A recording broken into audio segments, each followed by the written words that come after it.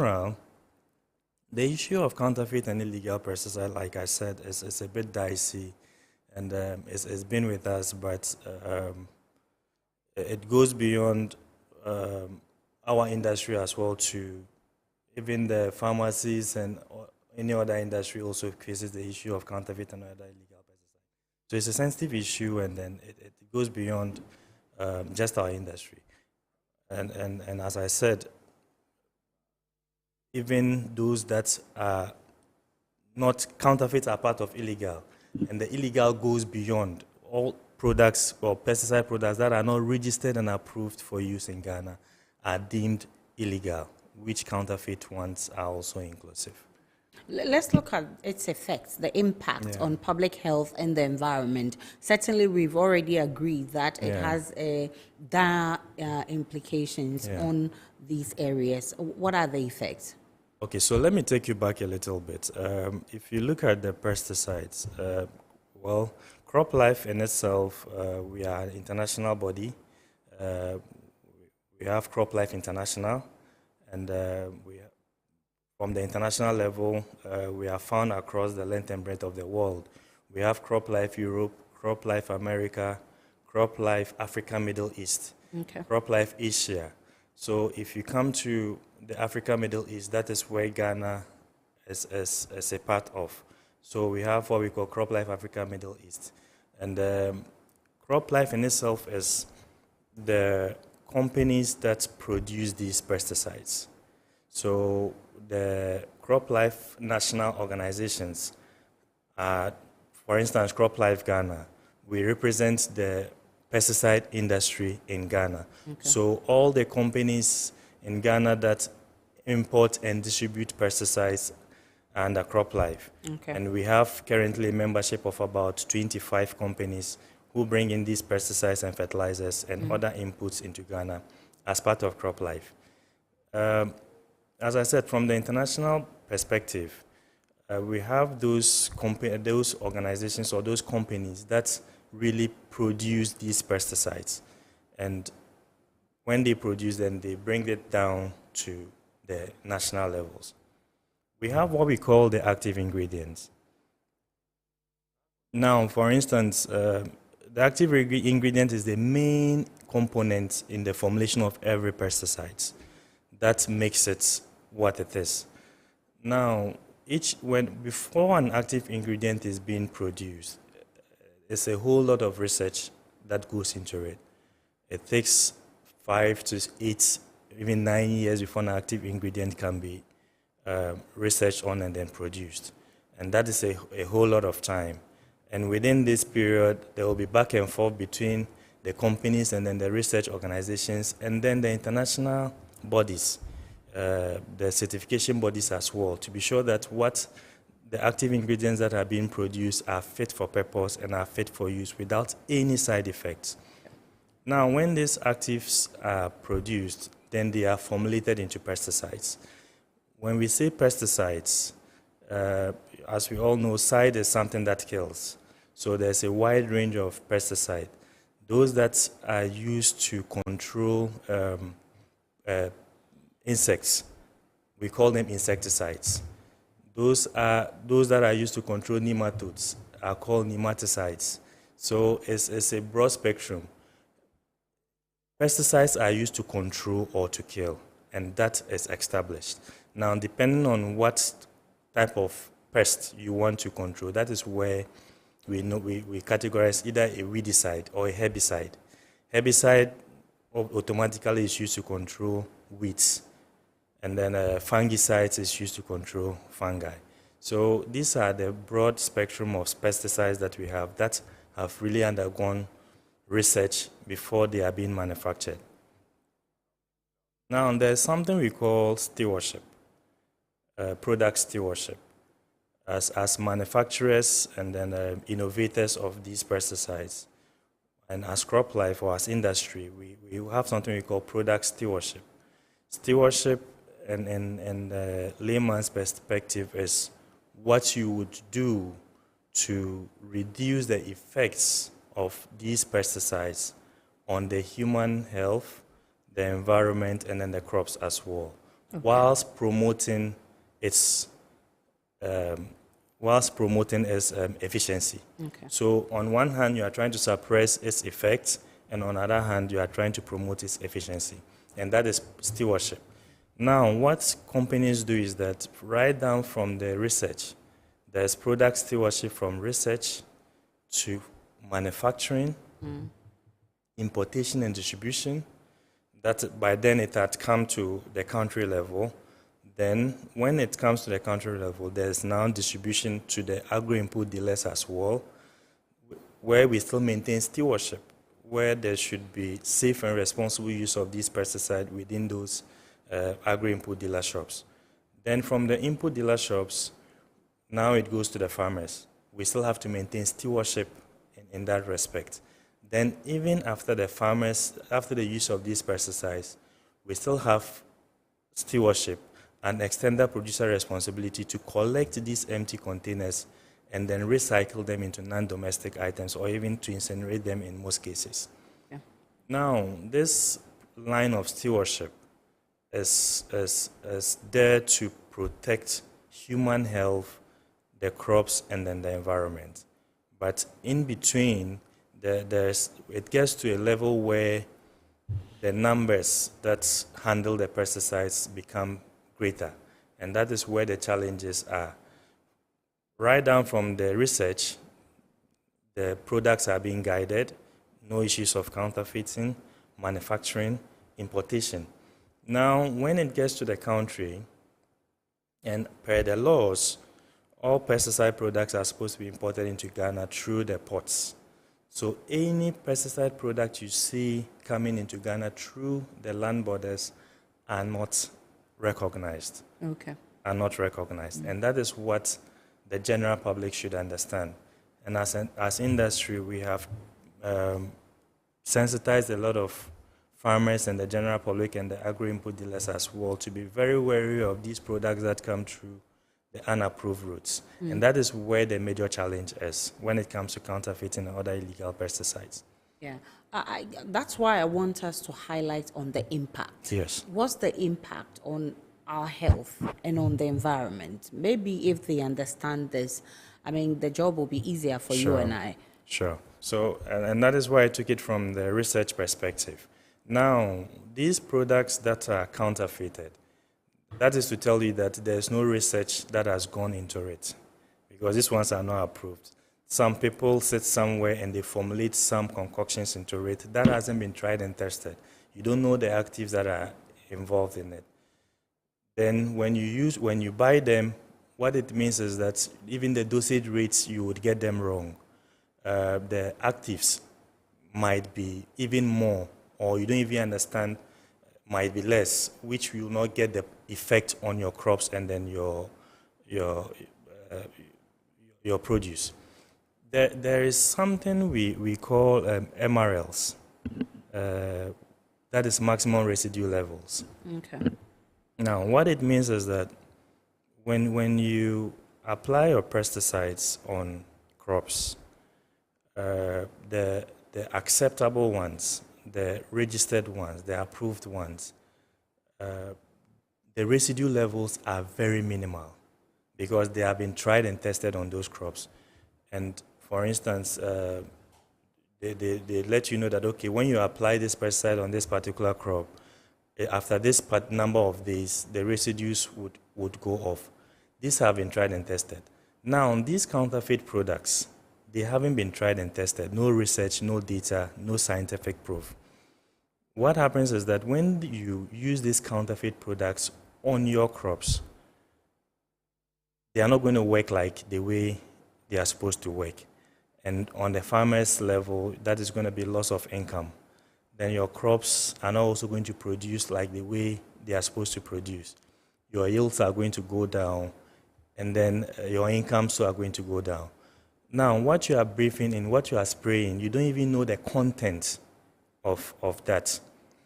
You don't know the content of that. And when you spray and then you are contaminated by these pesticides, they are going to give you some health issues that even doctors would struggle to identify, because the registered ones, the approved ones, in cases of even contamination, it is written boldly on the labels, the first aid and then the kind of treatment the doctors are supposed to treat. So you send a pesticide to a doctor and he looks at the active and he's able to tell you, okay, with this active, this is what I can administer to reduce the effect of it.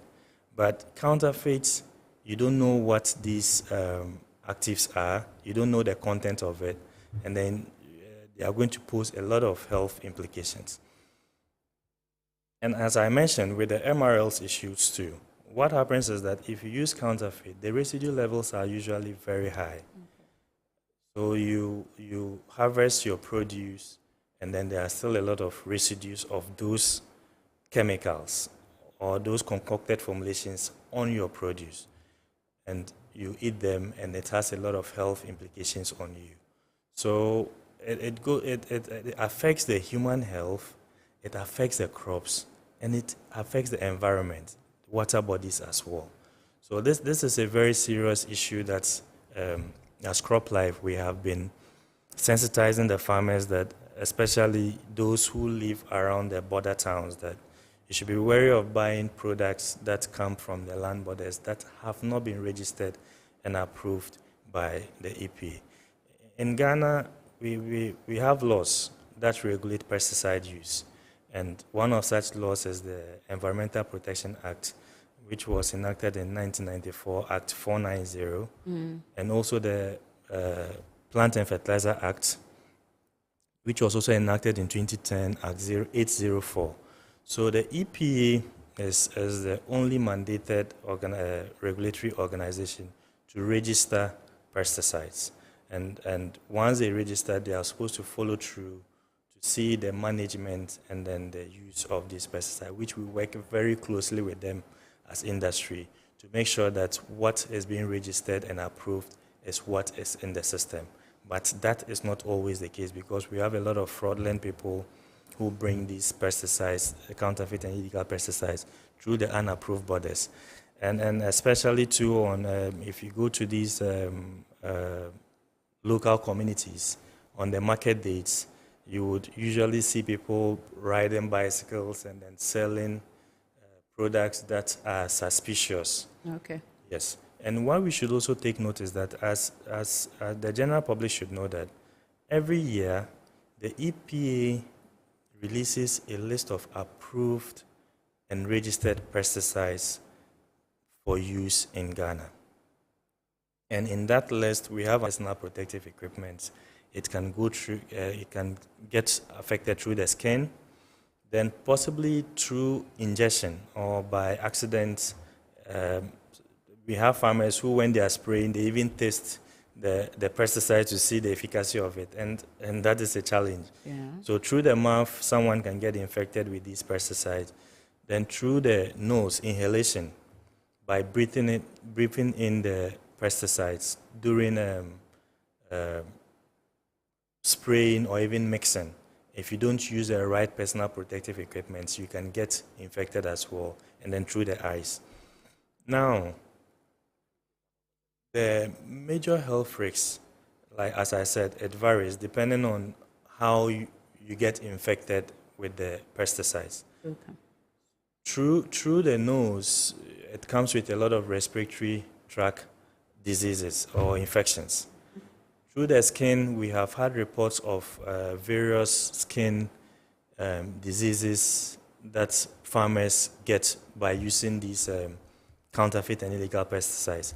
And we are also working closely with the Poison Information Center that is stationed at Rich, that farmers are supposed to call in, or the general public are supposed to call in cases where or suspicions of pesticide poisoning, so that they can diagnose and then advise what treatment to give.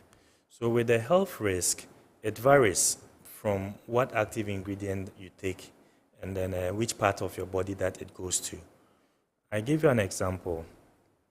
There was a study somewhere up north. I don't want to mention the exact location. Okay. And what they realized was that most of the women were moving from that community to other communities to marry, and there was a lot of promiscuity in that locality. Now they did an investigation to realize that a lot of the men there were impotent. Yeah. When they did testing, they tested their blood to see the residues of pesticides in them. It was very high, and a lot of them were counterfeit and illegal. And what they did was that when they are spraying too, they don't protect Their skin. their skin. Okay. We have what we call the personal protective equipments, which starts from the hat, the goggles, the nose masks, the overall, the gloves, and then the Wellington boots. A lot of our farmers don't do that. And when they did the investigation, they realized that a lot of the men were impotent. And that is one of the health risks that the general public could get when they use counterfeit and illegal pesticides, because these actives are not known. The contents are not known. They have not been scientifically proven and approved for use. So anyone putting an unknown or unsuspecting substance and you go and buy it, this is what it could lead to. Then in terms of the crop use too, what it does is that, as I said, one, MRLs. With the registered and approved one, usually on the pesticide labels, there's something they call the PHI, which is the pre-harvest interval. What it means is that they can tell you that, okay, after spraying this pesticide on your farm, you need to observe a pre-harvest interval of, for instance, 7 days, depending on the efficacy of the product. So what it means is that you shouldn't harvest your crops until after the 7 days. If you do, then there still be some residues on it. So these have been scientifically proven. Now, those ones that have not been scientifically proven do not have these PHIs, pre-harvest intervals. So farmers would spray and wouldn't know the right time they would have to go and then harvest, because it's not on the label, it's not been proven. Go and harvest, and then you don't know the PHI, and then the residues are still on the produce. So you eat these crops, you eat this produce that has residues of these counterfeit pesticides on it, and then it's going to have damning effects on the human health as well. And that is where I was even to a largest extent talking about exports. The EU markets and then other international markets are also very particular about residue levels. If you quite remember, I think in the early 2000s, Ghana, they banned Ghana from exporting pineapples.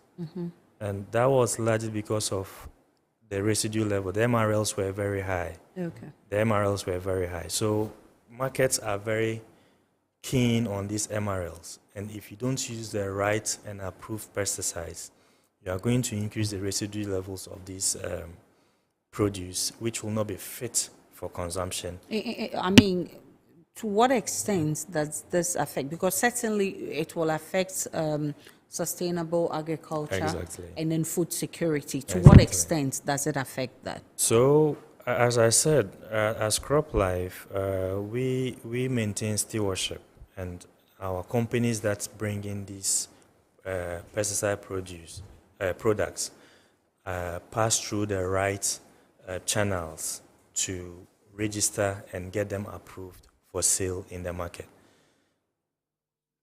Developing one active ingredient is very costly. It's very, very costly. So from the industry's perspective, if it's kind of limits or reduces innovation, because if I have to use 5 to 8 years to develop a product, and then someone sits somewhere and then develops a similar product with an unknown active ingredient and sells in the market, it's going to have a toll on my market share as well. And the research and then the innovations and all the stewardship I have put into it will not count. And the market share will now shift to those in the business of the counterfeit and illegal pesticides. We all know from the Ministry of Agri's data, we know that agriculture in itself contributes to about 54% of our GDP. And that is very significant. Let's take the agriculture sector. It's divided into five. We have the crops, the livestock, cocoa, fisheries, and then a forestry. So I would concentrate on the crops.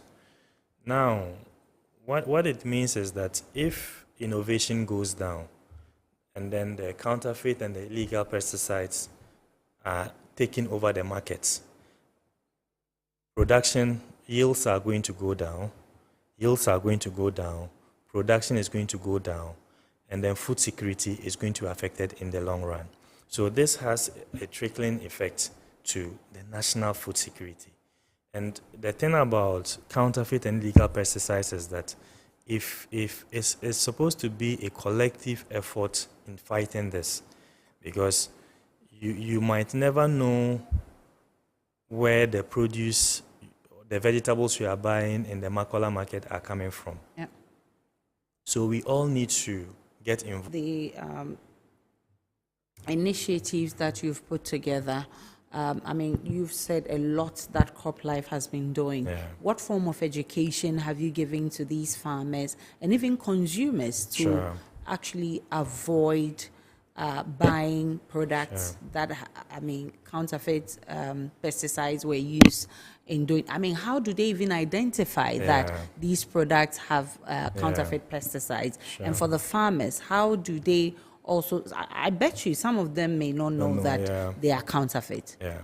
So as I mentioned first, we work very closely with the Environmental Protection Agency. There's a department called the Chemical Control and Management Center, which is in charge of pesticide registration, control, and management. So we work hand in hand with them.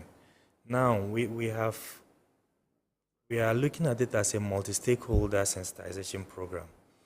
Not to look at only the farmers, even we have targeted the media as well in the past to sensitize them, to make that noise out there, to let people understand that, okay, these are the effects. We've run a number of programs and training programs together with the EPA, as I mentioned.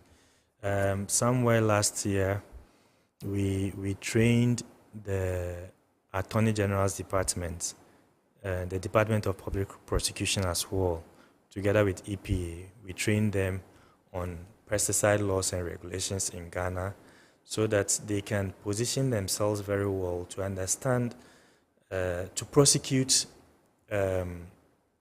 offenders who are being caught in the trade of counterfeit and other illegal pesticides seized.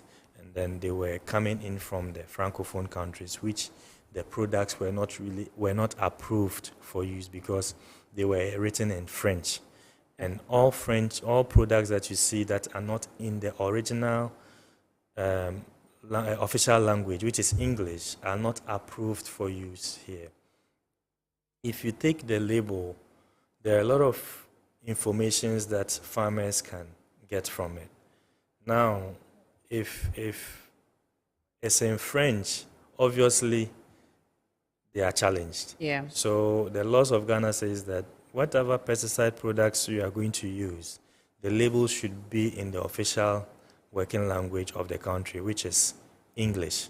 So general public should be well that, okay, when you see products out there that have Chinese labels and French are not registered or legally registered for use here. We train agro-input dealers as well. Just last 2 weeks, we were in the Upper East region together with the PPRSD, the Plant Protection and Regulatory Service Department. Trained a number of agro-input dealers as well to be able to identify what is counterfeit and what is not, what is illegal and what is not, so that they can also be able to identify them at source and not collect them and sell it to unsuspecting farmers. So we've trained these agro-input dealers as well. Together with EPA, we were also in Tamale. We trained a number of agro-input dealers as well. They have an association called the GAIDA, Ghana Agri-Input Dealers Association.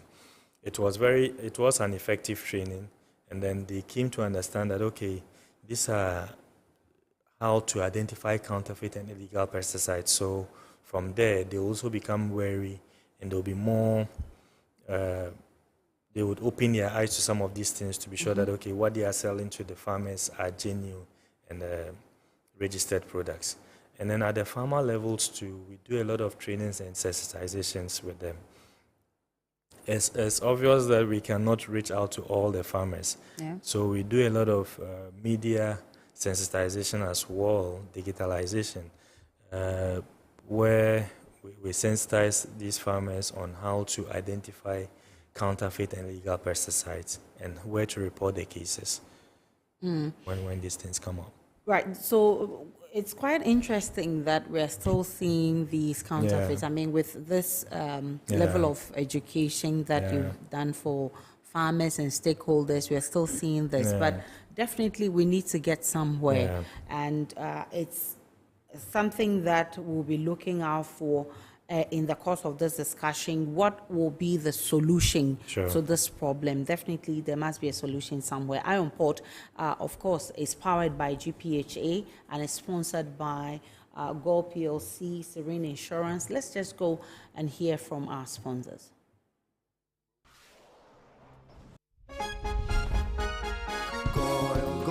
Good energy brings you quality choices with Goil Super XP. Available in many Goil stations nationwide. It is fortified with special additives that help your engine perform better and use less fuel. Branch into a Goil station today and energize your ride with Goil Super XP, compatible with most vehicles. Goil Super XP, Wufilia, huh? Wubefeel. Goil, good energy. Yeah, yeah. Electricity, then pay your taxes.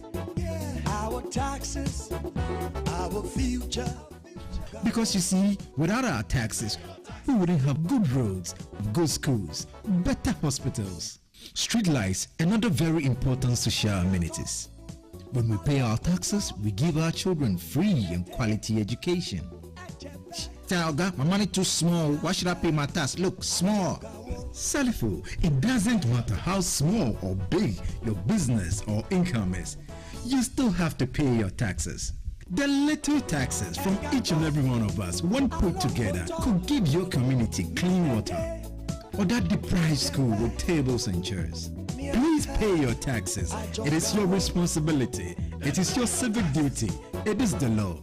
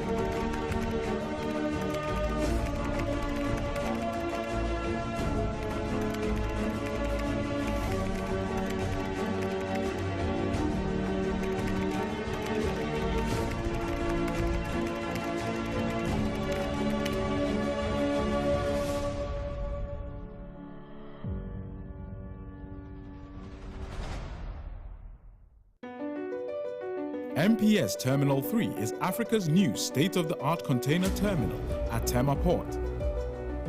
For manufacturers, agro-processors and traders, the new port means business can be done faster. This infrastructure boost will improve Ghana's port handling capacity, connect more trading routes, and oil the engine of growth for the economy, creating greater opportunities across all sectors as Africa's markets merge and become the largest trading bloc globally. MPS, we connect, you thrive. Business and life can be like the sea sometimes serene, sometimes calm, sometimes turbulent, and at times it brings the unexpected. However it is like, trust Phoenix Insurance for your home, car, business, and marine insurance needs. Call 0302 246 319 or 0243 690 492.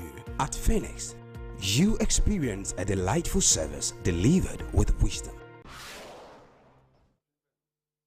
Welcome back to Iron Pot. Iron Pot is powered by GPHA. Of course, your messages are already coming in. Remember, we'll also be opening the phone line 0205 5283 0205-5283-53, so you can also have your say. But I have a few questions for you, Mr. Kadri Rashad.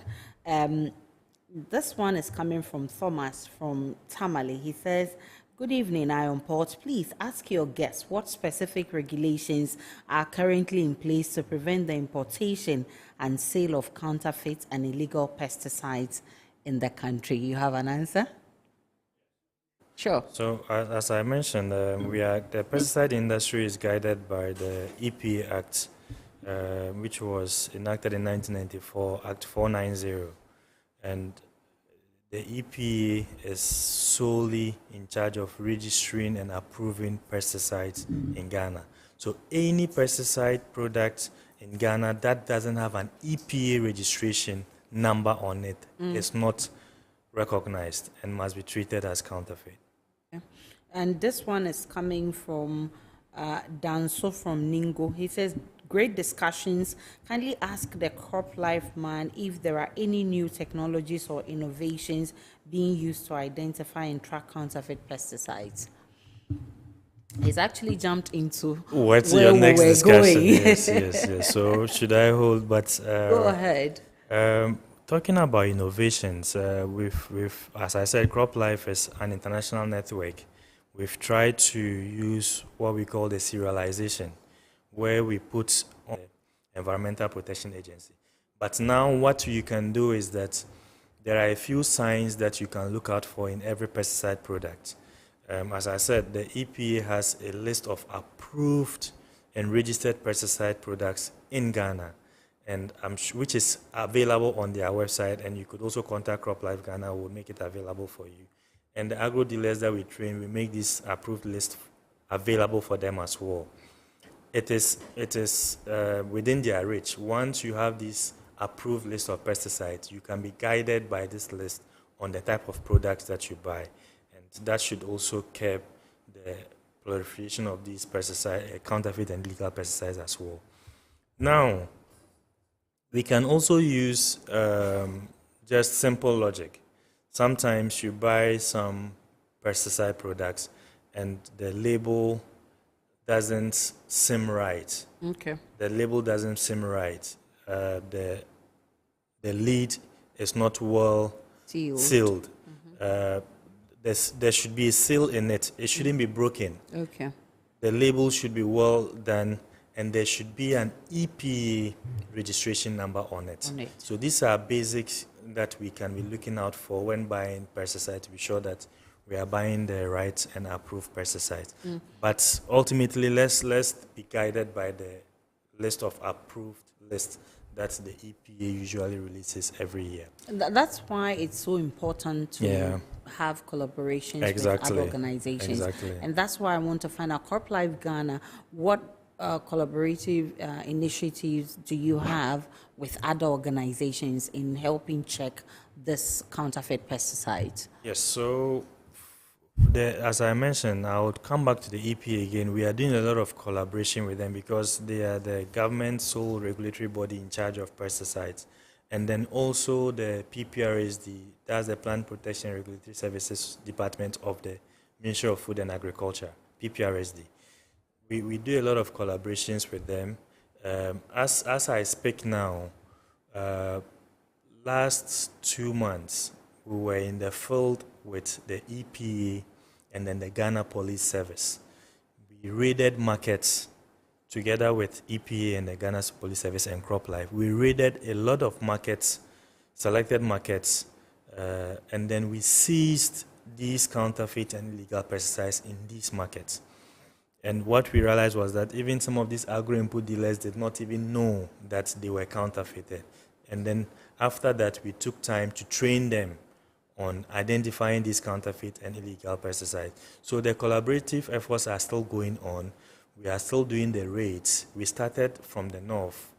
The next one will be in the middle belt, and then we'll be coming down south as well to conduct those raids. Okay. They were very effective, and then we did it together with the media as well. And in my earlier submission, I did mention that the media is also very, very important in this discussion, because once the media also understands how these pesticide products work, what counterfeits are, what illegal are, they can also be able to blow the whistle, vehicles to move around.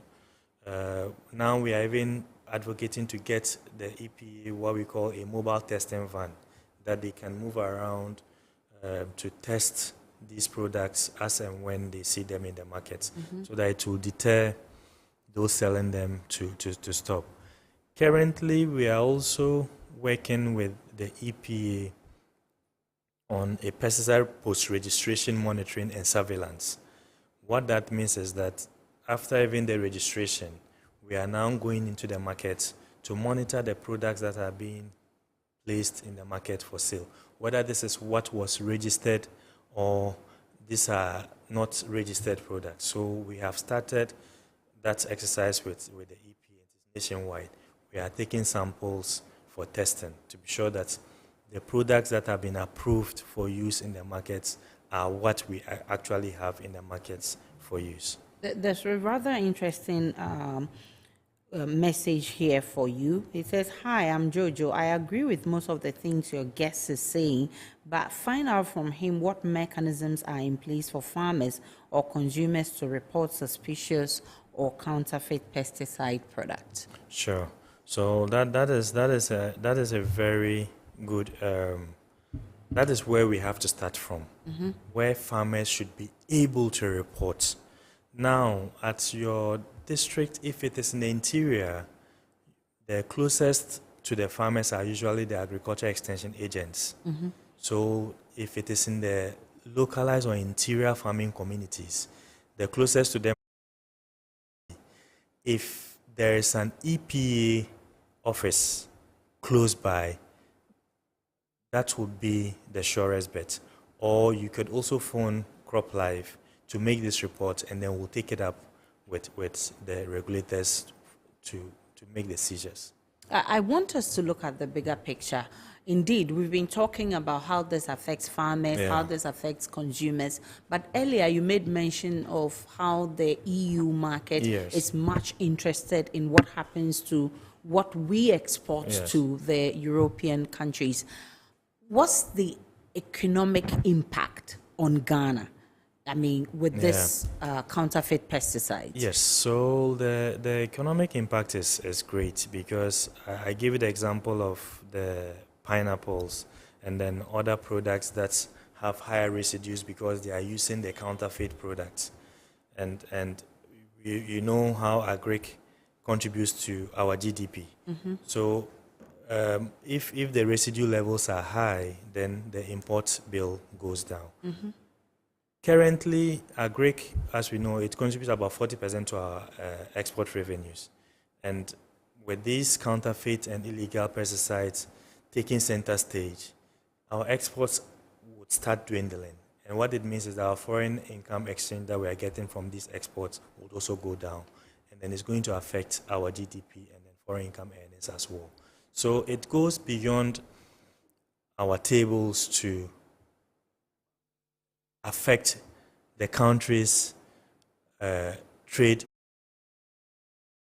to remove these HHPs from the markets, so that it doesn't pose any nutritional or dietary or environmental risks, or even human health risks to the farmers, the crops, and the environment as a whole.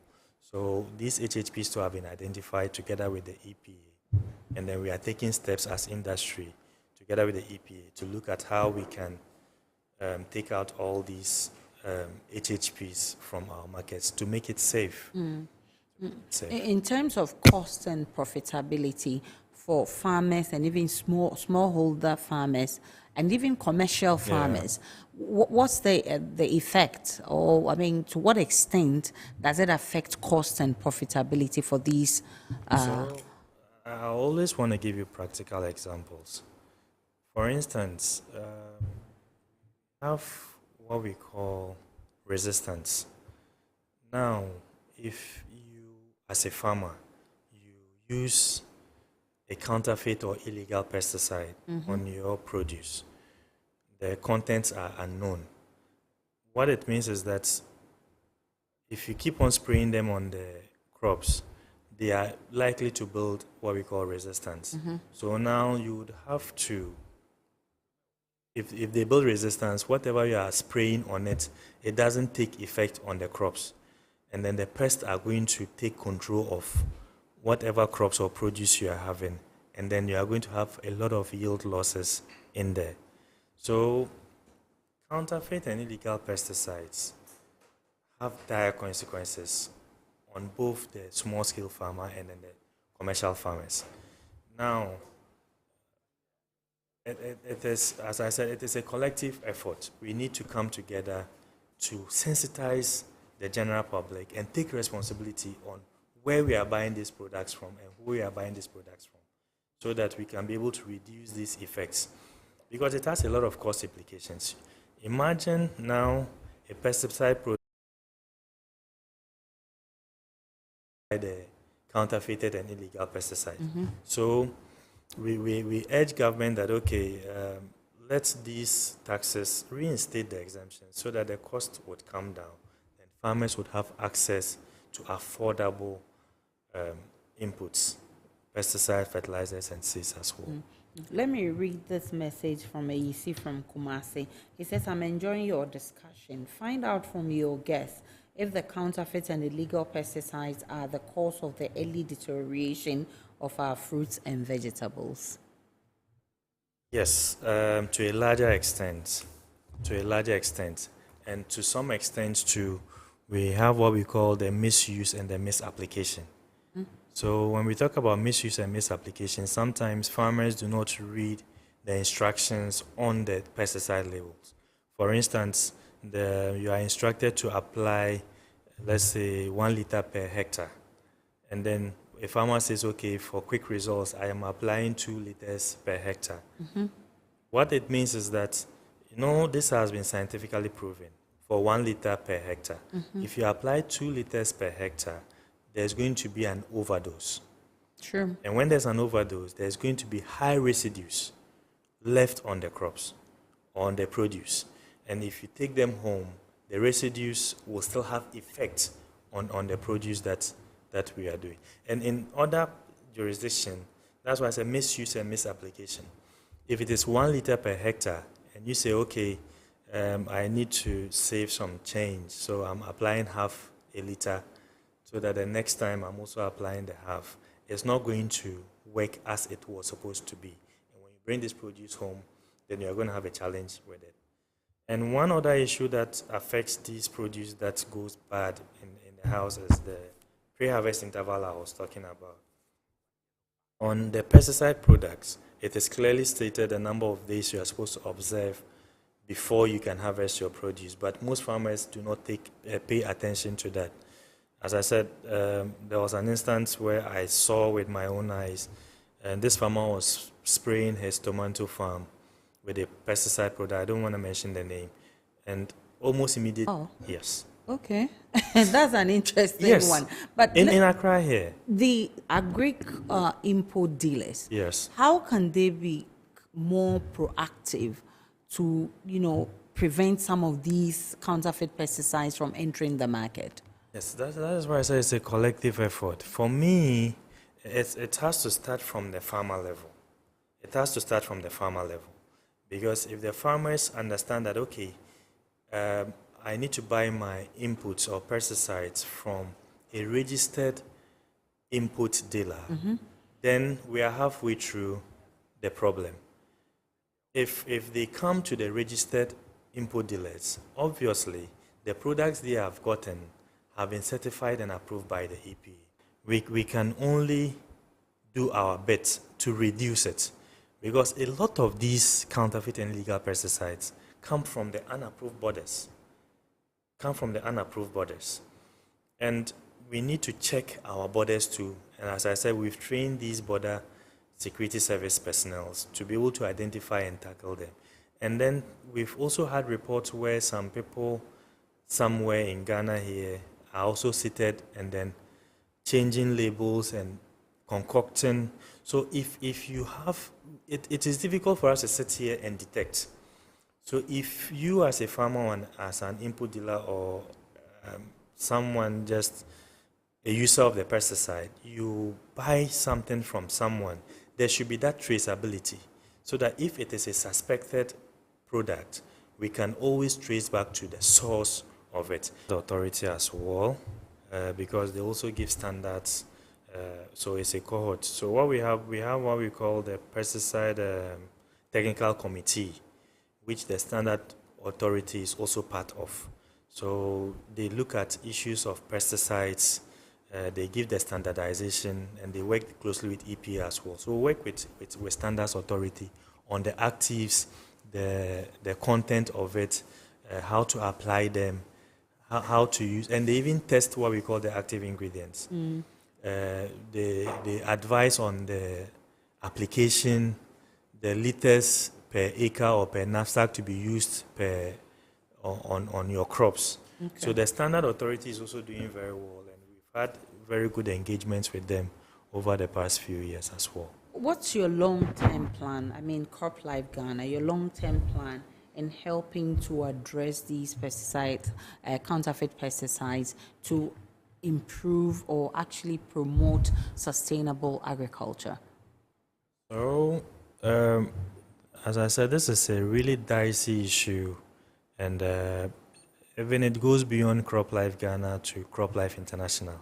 So we are having a global approach to fighting counterfeit and illegal pesticides. And our approach is to sensitize the public, farmers, users, all users of pesticides, and all users of pesticide products in the country. Sensitization, capacity